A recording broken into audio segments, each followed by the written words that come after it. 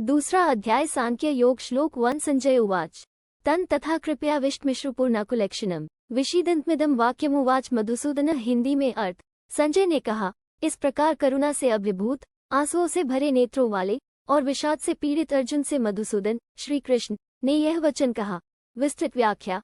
इस श्लोक में संजय, जो महाभारत के युद्ध का वर्णन कर रहे हैं, धृतराष्ट्र को बताते हैं कि अर्जुन की मानसिक स्थिति अब किस तरह की है। अर्जुन, जो पहले एक वीर और महान योद्धा थे, अब युद्ध के मैदान में अपने स्वजनों के प्रति करुणा और स्नेह से अभिभूत हो गए हैं। उनकी आंखों में आंसू भरे हुए हैं और उनका मन अत्यंत दुख से पीड़ित है। अर्जुन की यह स्थिति उनके मानसिक और भावनात्मक संघर्ष को दर्शाती है, जो उन्होंने अपने कर्तव्य और संबंधों के बीच महसूस किया। इस समय अर्जुन का मानसिक संतुलन बिगड़ गया है और वे युद्ध करने के लिए मानसिक रूप से तैयार नहीं हैं। उनके मन में उत्पन्न शोक और दुविधा के कारण उनका दृष्टिकोण स्पष्ट नहीं है और वे युद्ध में अपने प्रियजनों का विनाश नहीं देख सकते।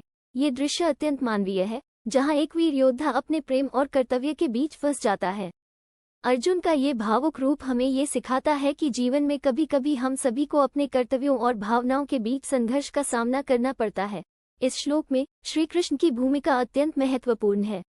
वे अर्जुन के मित्र, मार्गदर्शक और सारथी हैं। श्री कृष्ण अर्जुन को उसकी इस भावनात्मक स्थिति से निकालने के लिए तैयार हैं और उसे उसके कर्तव्य का स्मरण कराते हुए उसे सही मार्ग पर चलने के लिए प्रेरित करेंगे। इस श्लोक का महत्व यह है कि यह गीता के अगले हिस्से के लिए आधारशिला रखता है, जहां श्री कृष्ण अर्जुन को जीवन के गहन और दार्शनिक सत्य बताते हैं और उसे कर्मयोग, ज्ञान योग और भक्ति योग के मार्ग पर चलने का उपदेश देते हैं। अर्जुन की यह स्थिति हमें ये भी सिखाती है कि जीवन में जब भी हम संघर्ष और दुविधा में हों, तो हमें धैर्य रखना चाहिए और सही मार्गदर्शन की तलाश करनी चाहिए।